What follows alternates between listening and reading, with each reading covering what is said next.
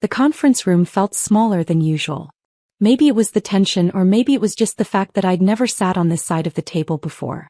I'd always been the one leading meetings here, presenting strategies, closing deals. Now I was facing Eric Dalton from HR and a woman named Vanessa I'd only seen twice in the elevator. My name is Tessa Whitman.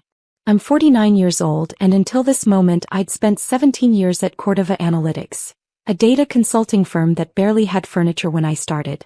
I helped turn it from a scrappy startup into a powerhouse that Fortune 500 companies fought to work with. I trained half the people in this building. I'd personally brought in accounts worth millions. Eric cleared his throat. Tessa, we want to start by acknowledging everything you've contributed to Cordova. Acknowledge. That word made my stomach drop. It's what people say when they're about to erase you. Vanessa opened a slim folder, her movements rehearsed. The company is shifting toward a more agile operational model. We're realigning our talent structure to better reflect current market dynamics. I stared at her. You're letting me go. Eric shifted in his seat. We're transitioning certain roles to create space for emerging competencies. Emerging competencies, I repeated slowly. Is that what we're calling it? Neither of them answered. I folded my hands on the table. Who's taking over my accounts? If you're new here and enjoying these powerful stories, make sure to hit that subscribe button and stay tuned for more.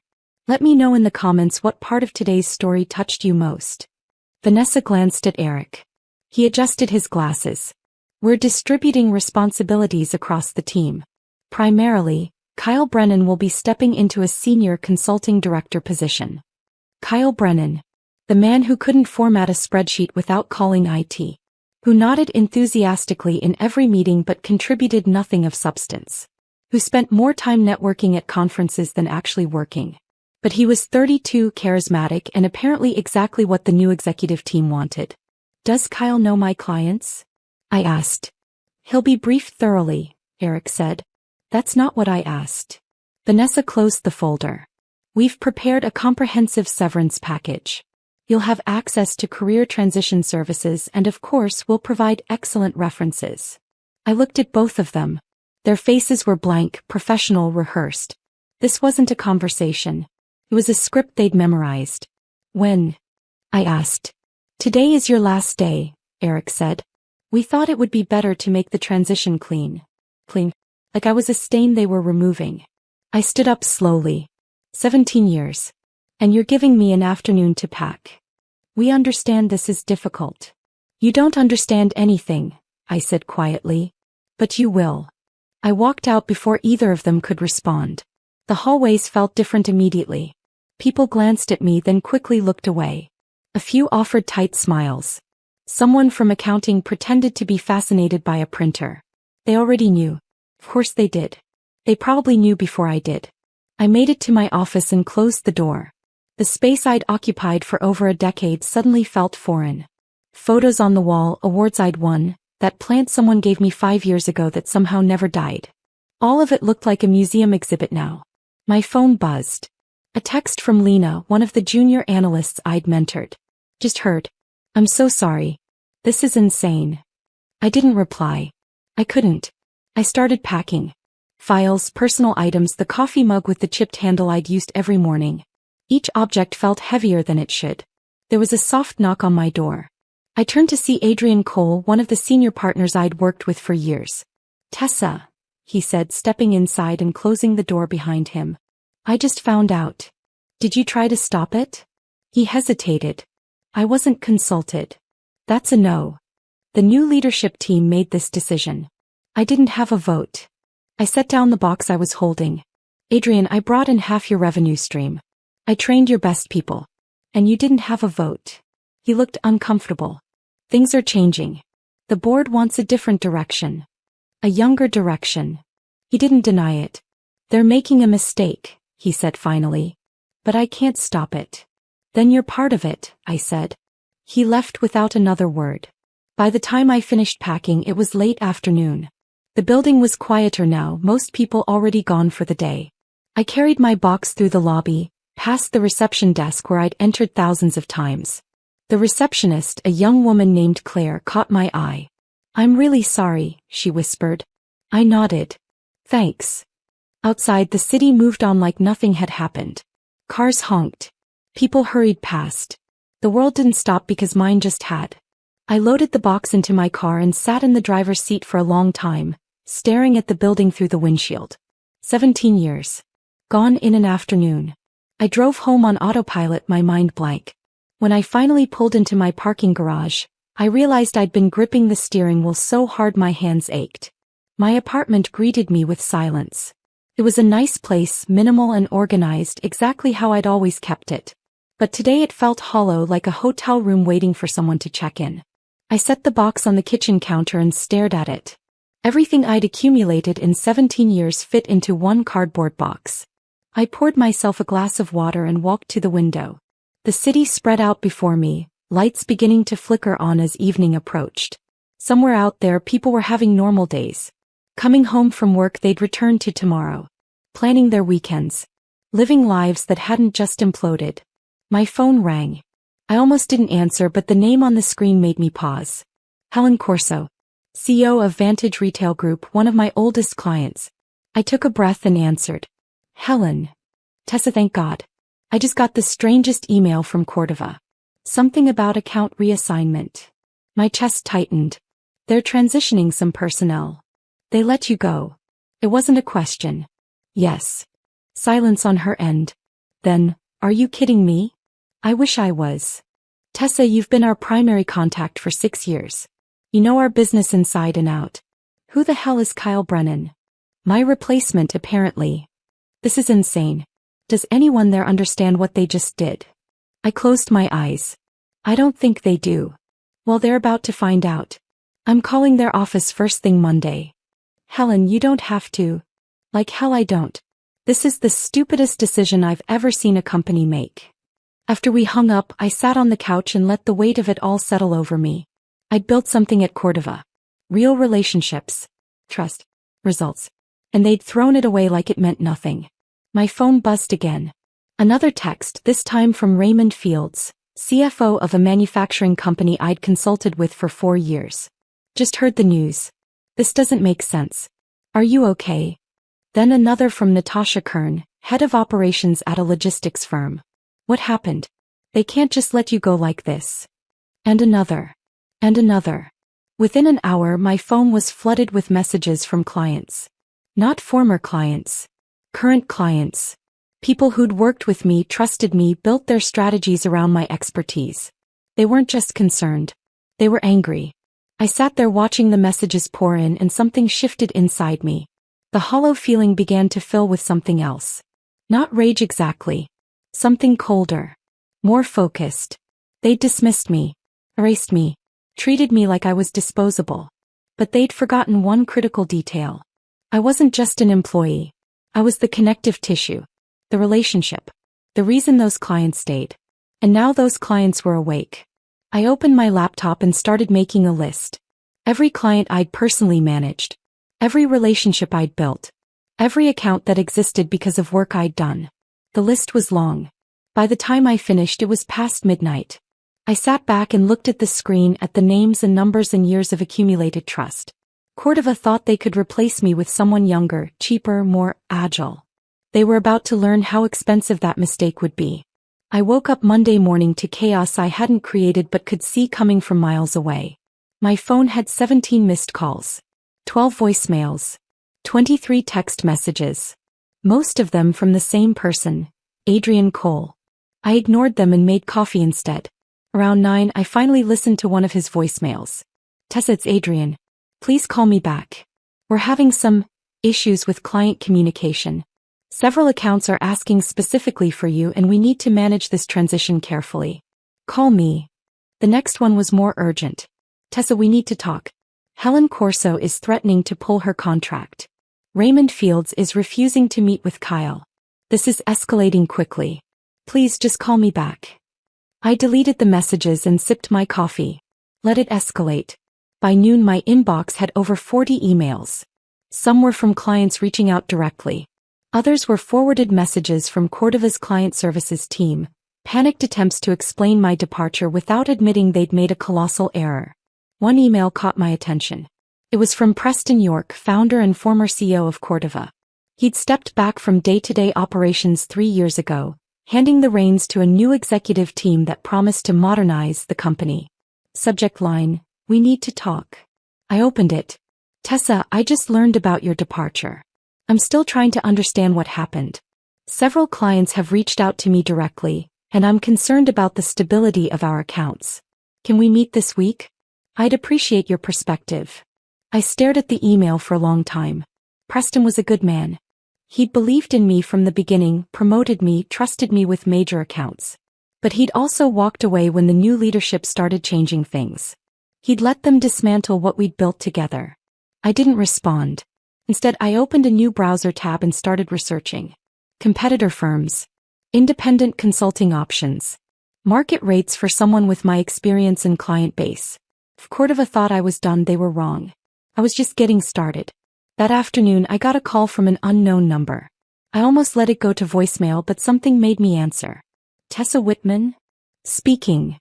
This is Joanna Liu. I'm a partner at Stratford Consulting Group. I hope this isn't a bad time."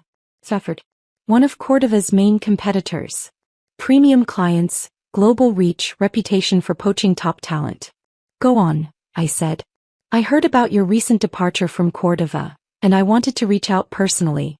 We've been watching your work for years. You're the kind of consultant we build teams around, not replace." I walked to my window. "That's a nice pitch." "It's not a pitch. It's an offer. We'd like to meet with you this week. No pressure, just a conversation about what you might want to do next." "And if I'm not interested in working for someone else?" She laughed. "Then we'd like to talk about that too.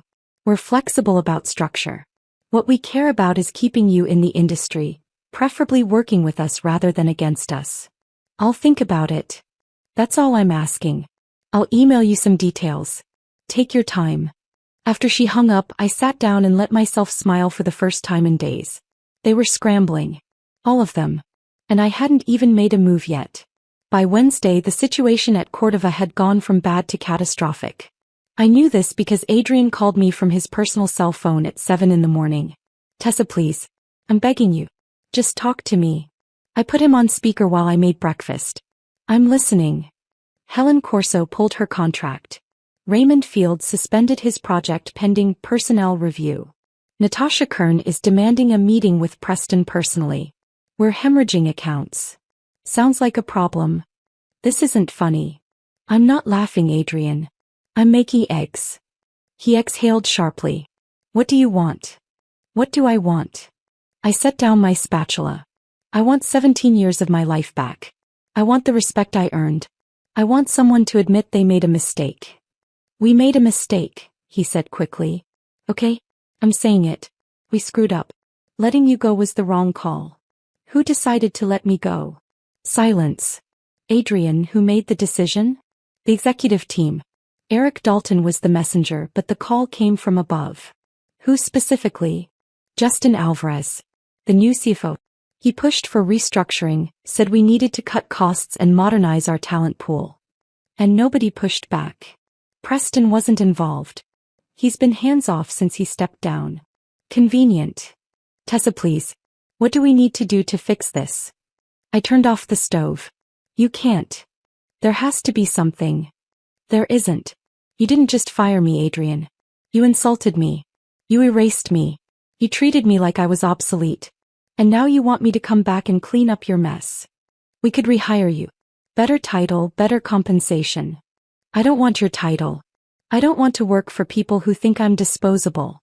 Then what do you want? I smiled. I want to watch you try to fix this without me. I hung up. That evening I met with Joanna Liu at a quiet restaurant downtown. She was sharp, direct, and refreshingly honest. I'm not going to pretend this is altruistic, she said over wine. We want you because you're good and because taking you means hurting Cordova. But we also believe you deserve better than what they gave you. What's the structure? I asked. Senior partner. Your own team. Autonomy over client selection and project direction. We're not interested in micromanaging you. We want you to do what you do best. And compensation? She slid a folder across the table. This is our offer. Base salary, equity options, performance bonuses. No caps on what you can earn if you bring in the numbers we think you can. I opened the folder and scanned the first page. The numbers were impressive.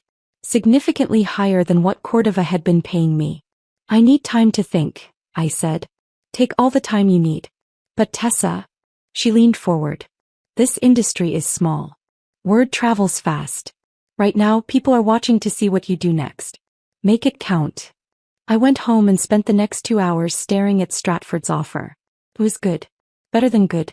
It was validation. Proof that I wasn't obsolete, wasn't outdated, wasn't whatever bullshit excuse Cordova had used to justify pushing me out. But something held me back. I didn't want to just move to another firm. I wanted something more. Around midnight, my laptop pinged with a new email. It was from Preston York. Tessa, I've been trying to reach you. I know you're upset and you have every right to be. But I need to understand what happened. I built Cordova on relationships and right now those relationships are falling apart. Please, meet with me. One conversation. That's all I'm asking. I stared at the screen. Preston wanted answers. He wanted to know why his company was collapsing. And maybe, just maybe, it was time to tell him. I met Preston at a coffee shop near his home, far from the Cordova offices. He looked older than I remembered. Tired. The confidence he'd always carried seemed dimmed. Tessa, he said as I sat down. Thank you for coming. I almost didn't. I wouldn't have blamed you. He wrapped his hands around his coffee cup. I heard about what happened. I should have been more involved. I'm sorry. You stepped back. You let other people make decisions. And they destroyed what you built. He flinched but didn't argue. Tell me what happened. From your perspective. So I did. I told him about the meeting with Eric and Vanessa. The cold dismissal. The lack of warning. The insult of being replaced by someone with a fraction of my experience. They said they needed to modernize, I said. To realign. To create space for emerging competencies. What they meant was I was too expensive and too old. Preston closed his eyes. Who made the final call? Justin Alvarez. Your CFO. He told me it was a strategic restructuring. That we were reallocating resources to high-growth areas. He lied. Preston looked up. How bad is it?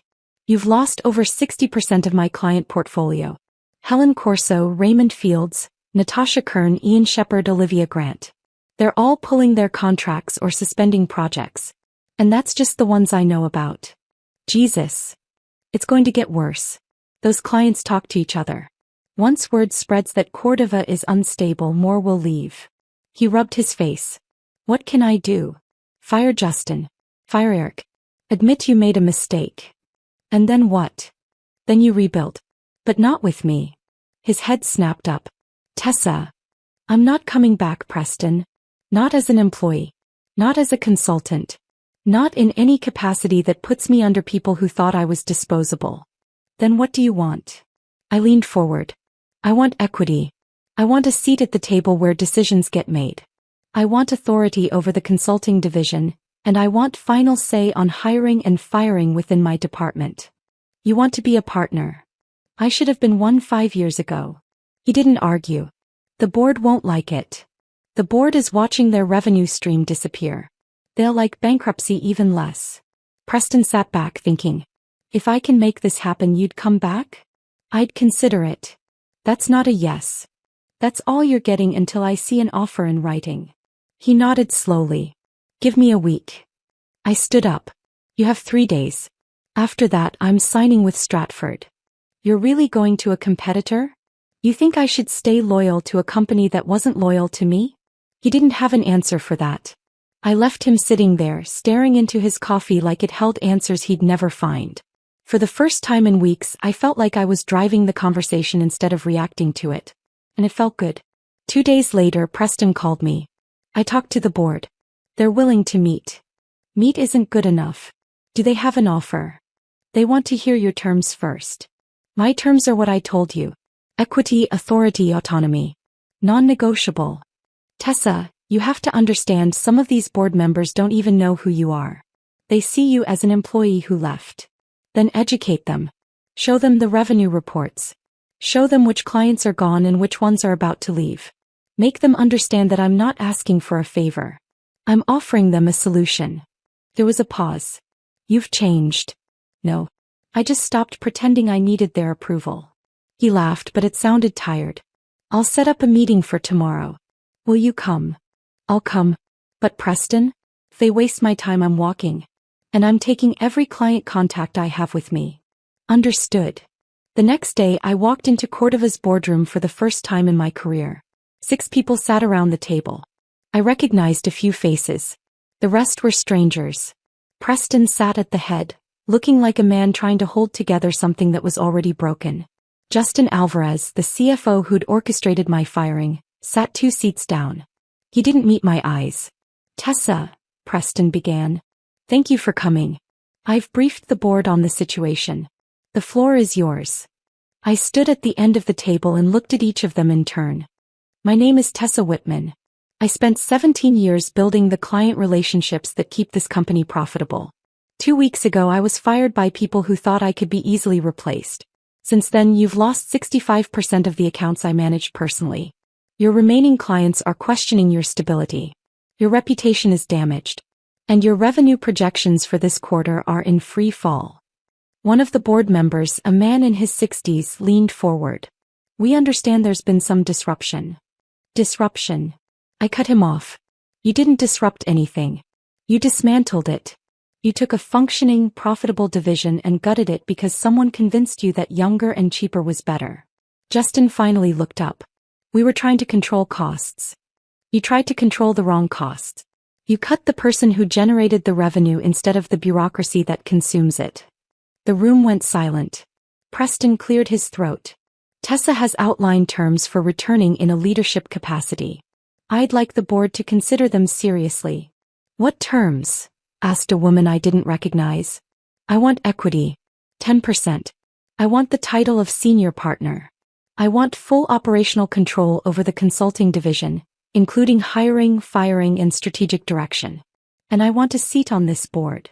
That's outrageous, Justin said. I turned to him. What's outrageous is thinking Kyle Brennan could do my job. Where is he, by the way? No one answered. He quit yesterday, Preston said quietly. Said the pressure was too much. I smiled. So now you have no one. No clients. No leadership. No strategy. But you think my terms are outrageous. The older board member spoke again. Miss Whitman, you're asking for more than we've given anyone outside the founding team. I'm asking for what I earned. And what I can still save if you stop wasting time. And if we say no? Then I walk out of here and sign with Stratford. And every client relationship I've built over 17 years goes with me. You'll spend the next year in damage control, bleeding money, losing talent, and explaining to shareholders why you destroyed your own company. The room erupted in overlapping voices. Arguments. Concerns. Calculations. I stayed silent and watched them tear themselves apart. Finally, Preston raised his hand. Enough. Let's vote. All in favor of accepting Tessa's terms. 3 hands went up immediately. Preston's and 2 others. All opposed. 3 hands including Justin's. 1 person hadn't voted. The older man who'd questioned me earlier. Everyone looked at him. He looked at me. You're asking for a lot. I'm offering more. He studied me for a long moment. Then he raised his hand. I vote yes. Preston exhaled. It's decided. Tessa, welcome back. Justin stood abruptly. This is a mistake. Then you're welcome to leave, I said. In fact, I insist. He stared at me, then at Preston. You're really going to let her do this? Preston looked at him steadily. She just saved the company you nearly destroyed. So yes. Justin left without another word. The rest of the meeting was procedural. Contract terms. Transition timelines. Official announcements. By the end of it, I had everything I'd asked for. When everyone else had filed out, Preston and I were alone in the boardroom. You meant it, he said. You were really going to leave. I was. And part of me still thinks I should have. Why didn't you? I looked around the room. Because this place meant something once. And I'm not ready to let people like Justin erase that. He nodded. For what it's worth, I'm sorry. I should have protected you. Yes. You should have. Can we move past it? Eventually. But not today. He accepted that. What's your first move? I'm calling every client I've ever worked with. I'm rebuilding trust. And then I'm firing everyone who thought I was replaceable. He smiled. Sounds like a plan. I walked out of that boardroom with my head high. I wasn't just back. I was in control. The first thing I did was send an email to every client who'd worked with me. Subject line, moving forward. Dear friends and colleagues, as many of you know, there have been significant changes at Cordova Analytics over the past few weeks. I'm writing to let you know that I've returned to the company in a new leadership capacity, with full operational control over our consulting division. I'm committed to rebuilding the trust and relationships that make this work meaningful. If you've been affected by recent disruptions, I'd like to speak with you personally. Thank you for your patience and your partnership. Within an hour, my inbox exploded.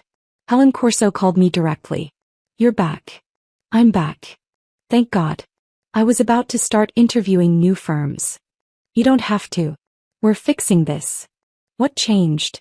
Everything, I said. I'm not an employee anymore. I'm a partner. And I have final say on how we do business. Good. Because I wasn't working with anyone else. Raymond Field sent a similar message. So did Natasha Kern. So did Ian Shepard. One by one, the clients who'd left began to return. Not all of them. Some were too frustrated, too burned by the instability. But enough came back to stabilize the bleeding. By the end of the first week, we'd recovered 40% of the lost accounts. By the end of the second week, we'd won 2 new ones. The internal rebuild was harder. I started by meeting with every member of the consulting team individually. Some were nervous. Others were defensive. A few were openly resentful. Why should we trust you? One junior consultant asked. You left. I didn't leave. I was pushed out. And the people who did it are gone now. And you're just going to fix everything? No. We're going to fix it. Together. But only if you're willing to do the work. Most of them were. A few weren't. I let go of 3 people in the first month. Not because they weren't talented, but because they'd been complicit in the culture that had pushed me out. They'd stayed silent. They'd gone along with decisions they knew were wrong. I didn't have room for that anymore. By the 3rd month, the division was running smoothly again. Clients were happy. Revenue was climbing.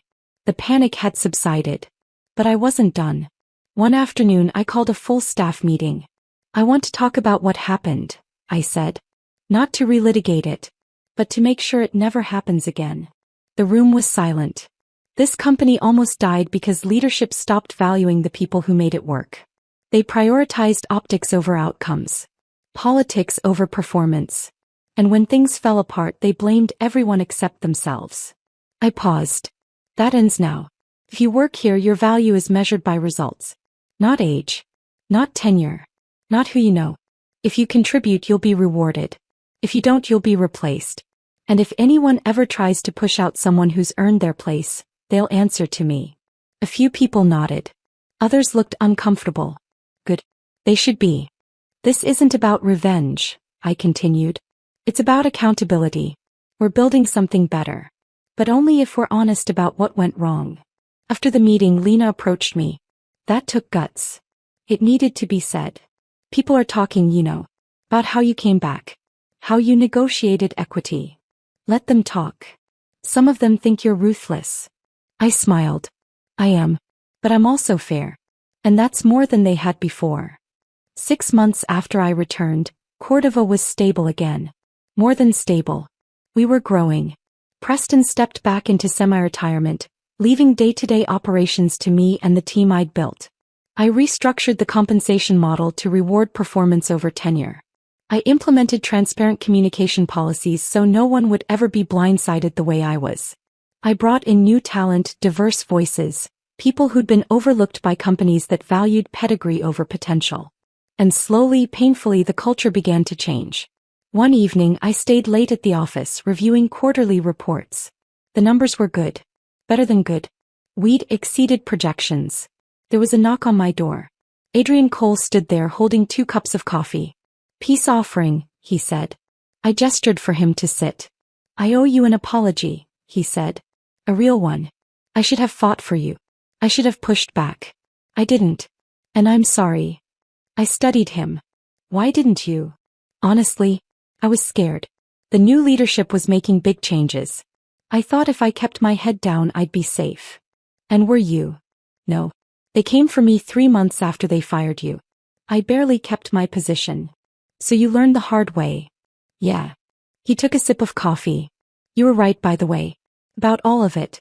This place was broken. It needed someone to break it further before it could heal. I didn't break it. They did. I just refused to let them bury the evidence. He nodded. For what it's worth, I'm glad you came back. I didn't come back, Adrian. I rebuilt. There's a difference. He smiled. Yeah. I see that now. After he left, I stood at my window looking out over the city. Somewhere out there, people were making the same mistakes Cordova had made. Dismissing talent. Devaluing experience. Chasing trends instead of substance. They'd learn eventually. The hard way. But here, in this building, we were doing something different. We were remembering that companies are built by people, not algorithms. That trust is earned, not mandated.